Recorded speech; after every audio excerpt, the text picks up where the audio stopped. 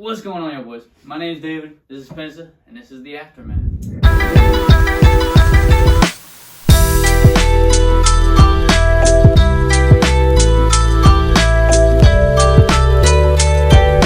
Like I said, my name is David. This is my co-star Spencer, someone that's been informed in the Savannah area 912 of sports.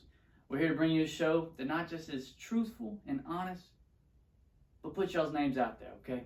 So we're going to start this off easy with 3 people that have already got their names out there. Already committed, already signed, and there are big deals in the 912. We're going to start out with Luke. Luke from BC. What's your thoughts on him, Spencer? First, we got Luke Hawk, quarterback out of BC, class of 2024. He's committed to Florida State. He's a 2-time state champion. Last year was his first year starting at quarterback at the varsity level. First time he took him to state? First year starting, took him to state, won state. He's more of your dual threat type quarterback. He has a super strong arm. I don't know how far he can actually throw it, but I know he can sling it probably at least 70 probably. That's what you want. That's what you want in a star quarterback. I'm not for sure, and he will run you over. Yeah, Luke's more of a dual threat quarterback. Strong arm, can run, good pocket presence, good accuracy, good awareness. Luke threw for 2,576 yards last year, 24 touchdowns, and 3 interceptions with 453 rushing yards and 7 touchdowns on the ground.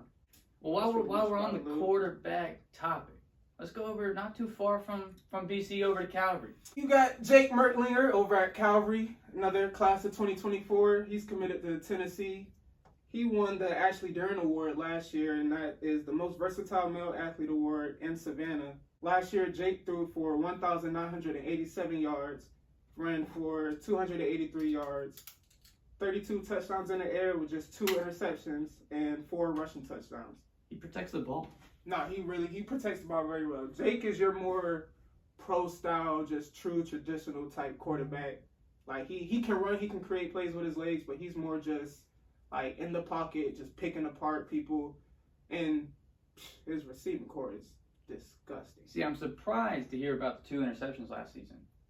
I'm not talking about the scrimmage games just yet, but I'm pretty sure he matched that in just one scrimmage game. Yeah. That's fine. Now, to the arch rivals of Calvary, Savannah Christian. Got a beast on the D-line, am I right? And 6'5", 285 D lineman Elijah Griffin. Ooh. I mean, he is the #1 ranked player in his class of 2025 out of all positions. I mean, this dude, he had 82 total tackles, 30 tackle for losses, 14.5 sacks, 14 QB hurries. I mean, he's destroying offensive lines. He's all over quarterbacks, running backs. Like, Coach, you could just put him in a D-line, add 3 cornerbacks. Yeah, just put him anywhere on the D-line. He's going to get to the quarterback. He's going to disrupt anything. Yeah, Elijah Griffin is somebody to definitely keep your eyes out for. Now, this is the 3 that we brought this week. We plan on bringing some more almost as much as we can. Any people that are out there that got some offers that want y'all's named out here, hit us up in the comments. We're there. Hit us up in the DMs. You'll have both our Instagrams in the down here in the bottom somewhere. But on to the next thing. We mentioned scrimmages. We mentioned the Calvary, New Hampshire State one. Should we just start there, or should we talk about the Islands Country Day one first, since that will be quick? Well, there ain't much to break down. Yeah, we'll start with Country Day. We'll start with Country Day, really. Country Day, I mean, they look. I'm about to say they look nice. They got a receiver, Joshua Washington. He's a sophomore. I want to say he had around over 600 receiving yards last year. But, he's nice. Another player over there, Keith James. Mm-hmm. Keith is another athlete who's super shifty. They both had, I want to say, like, 60-yard touchdowns, like, a piece. Yeah. Well, that's a lot. I think they had 2 or 3 touchdowns get called back. They did. So, if you watch the game, and if you didn't, there'll be a link right up here. They link up here. But they won that game 59-0, and 3 touchdowns got called back. So technically, the game could have been 80-0. But, we're not going to... we won't harp on that one too much. It's a scrimmage game. We'll see when the season starts. But on to the next scrimmage, Calvary, New Hampstead. Now, this was a game. Yeah, New Hampstead surprised a lot of people. Because New Hampstead always had a good team. They always start off super strong. They're always like 4-1, 5-1, 5-2, whatever. And then they get into those last couple region games, and then that's when they kind of slowly start to fall apart a little bit. But this year, they played Calvary, and Calvary's supposed to be one of the top teams in 3A. and the way New Hampstead looked against them, New Hampstead might have a team because they got players on offense, they got receivers everywhere, they got weapons, got a decent running game, but their defensive line surprised me a lot because their defensive line were getting after Calvary. Well, that worries me when Calvary goes against Savannah Christian. Oof. Can they hold them? That's gonna be a tough one. That's gonna be a game. We'll be there. We'll be at that game. I believe. For sure. I believe that's game of the week that week. Calvary Savannah Christian. That's probably gonna be like game of the year. Then let's go into which games of this week. So we're gonna do this real quick. 5 seconds. You're gonna tell me win or loss for him. You ready? Country Day, Windsor. Thursday night game. Opens the season. What you got? Season opener. I'm gonna go with Country Day. Country Day. Yeah, for okay. Sure. Calvary versus Islands. Should I ask for a score on this one, or should we just go W's and L's? Yeah, we just go stick with W's and L's. Okay. We're gonna go Calvary. I figured. All right. It's gonna be Savannah Christian versus Hilton Head Christian. Battles of the Christians. Yeah, Savannah Christian. No disrespect to Hilton Head Christian. Savannah Christian's gonna. They got that. That's an easy. Yeah, they got that dog in them. Johnson versus McIntosh. I don't know a lot about McIntosh. I don't know a lot about McIntosh, but Johnson's athletes look good on the one-on-ones. So Johnson has really good athletes. They lost like 85% of their defense last year, and their defense was their heart and soul. Yeah. And they lost their two like big name running backs. So I'm gonna have to go McIntosh on this one. I want to see Johnson a little bit just to see how they look. Yeah, I'm gonna go with McIntosh. Okay. Beach versus Bluffton. Beach got some dogs. Beach has, they do. They got a good quarterback in Desmond. And that who's that corner with the dreads that came to the one-on-ones? I didn't catch his name while we were there. I believe he went to Beach though. Oh, yeah, so if you know who you are and you're in the video, if you were at the beach and you were at the one-on-ones, comment down below. Comment down below. I'm looking for you. And you way over your 5 seconds. Oh, it is 5 seconds. Yeah, my fault. I'm gonna go Bluffton. That's my fault. We did. Groves versus Brantley. This is an old classic right here. I'm gonna go Brantley. Brantley on that one? Yeah. Savannah High versus Josie.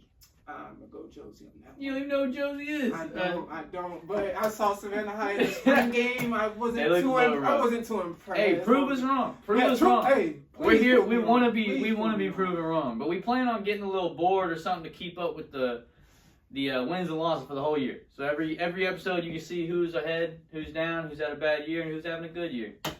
But back to the game of the week. The game that we will be at. We plan on doing this every week. We'll have the game of the week's going to be the game that we're at. Look out for us. Holla at us. We'll try to put you in a video. Maybe we'll see what happens. But this is the games that we are showing up to every week.